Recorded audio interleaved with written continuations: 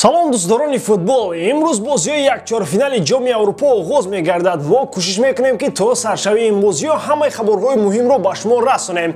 Трансферҳои футбол дар авҷ аст. Хеле ки дар видеои гузашта хабарҳои расмӣ пешниҳод гардид, имрӯз ҳам дар бораи он нафароне мегӯем ки дар давоми 7 рӯзи оянда аниқ дастаҳои худро иваз мекунанд. Ҳоло ду даста дар Аврупо аз ҳама фаъол ҳастанд ва бо пулу мол метавонанд ҳамаро харидорӣ намоянд.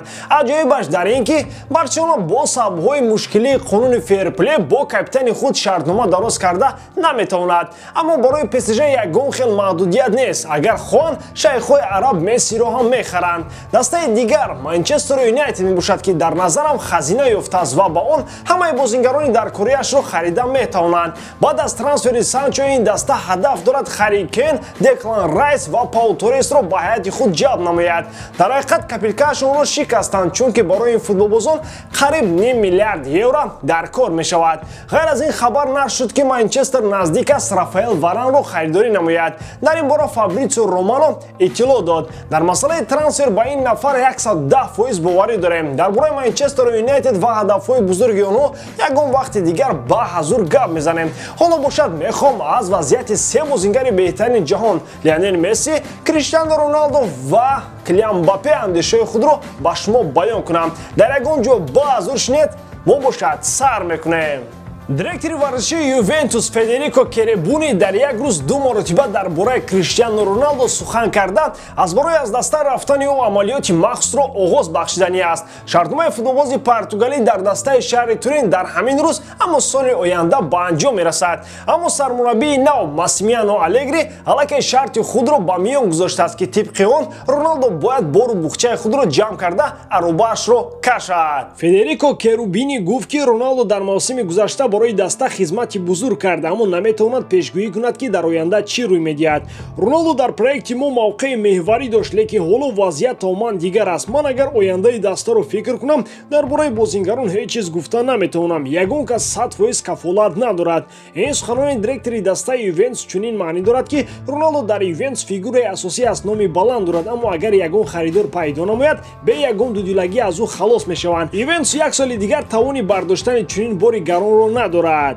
Маълум гардид ки дар мавриди бастани шартномаи нав бо Месси чӣ гуна мушкилӣ пайдо гардидааст. Президенти Барселона Жоан Лапорта гуфт ки худи ҳозир мехост дар бораи шартномаи нави Месси эълон кунад, аммо наметавонад. Гап сари ин ки президенти Ла Лига Хавиер Тебас аз Барселона талаб кардааст ки бо сабаби мушкилоти молиявӣ маоши бозингарон дар ин даста ихтисор карда шавад, яъне кам карда шавад. Агар бо Месси шартномаи нав имзо кунанд, меъёри маоши миёна вайрон мешавад. Имрӯз Жоан Лапорта бо Хавиер Тебас вохӯрӣ анҷом медиҳад ва дар он масъалаи маоши Месси баррасӣ мегардад. Барселона мехоҳад пешниҳод намояд ки пардохти маоши Мессиро дар давоми чанд сол иҷоза диҳанд. Бо футболбози аргентинӣ 2 сол қарордод ба имзо расонида мешавад, аммо пардохти маоши ӯро дар муҳлати зиёдтар ба нақша мегиранд.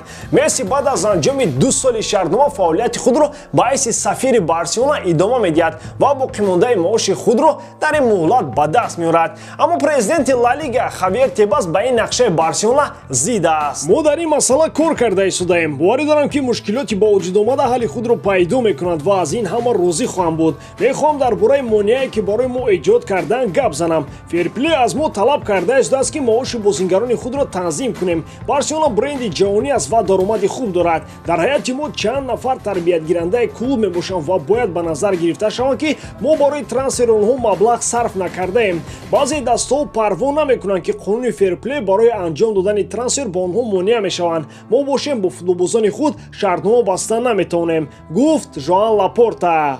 Масъалаи маоши Месси бисёр нозук мебошад ва худи ӯ ҳам мусоидат намуда мехоҳад бо маоши камтар шартнома имзо намояд. Аммо дар Барселона роҳбарияти қаблӣ корҳое карданд ки дар 1-2 сол ислоҳ намудани он ғайриимкон аст. Аммо мавқеи Тебас ҳам бисёриҳоро ба ҳайрат овард. ӯ пештар мегуфт ки мехоҳад Месси дар Ла Лига боқӣ монад. ин барои нуфузи мусобиқа аҳамияти муҳим дорад. Аммо ҳоло зид баромада истодааст ки Месси шартномаи худро бо Барселона тамдид намояд. мабодо ягона ситораи мусобиқа аз даст дода шавад, обрӯи Ла Лига коҳиш меомад ва Тебас ҳам маблағи калонро бой медиҳад. Он вақт илоҷи дигаре нахоҳад дошт ғайр аз гузарондани бозиҳо дар Амороти Муттаҳидаи Араб ва ё ин ки Америка. Бозиҳое ки дар офтоби сӯзон баргузор мегарданд ва дар вақту соати бисёр дер барои минтақаҳои дигар.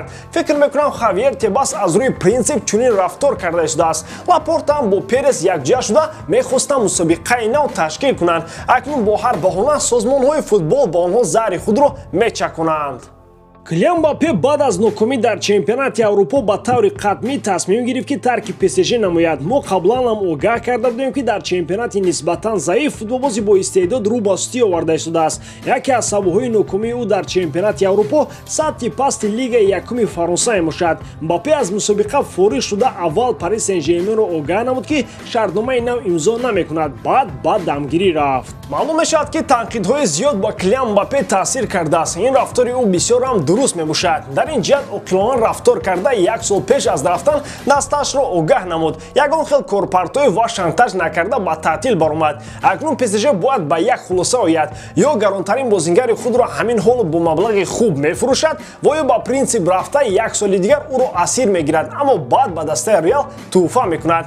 ПСЖ фақат як роҳ дорад, аниқтараш ба ғайр аз ҳавасманд кардани Мбаппе ва бо пули калон моил кардани бозингари ҷавон дигар илоҷи дигаре надорад. Роберати дастаи шаҳри Париж умедвор ҳастанд ки Мбаппе ва наздикони ӯ маблағи калонро дида аз фикрашон мегарданд. Мо ин масъаларо пайгирӣ мекунем. Акнун трансфери Мбаппе ба ҳақиқат наздиктар мегардад. Ба ҳамин том дӯстон, боварӣ дорам ки эҷодкории ман ба шумо писанд меояд. Лайк, комментария ва дар канал обуна шуданро аз ёд набароред. Бо шумо буд Муҳаммад Гаиров. Хай дар паноҳи Аллоҳ.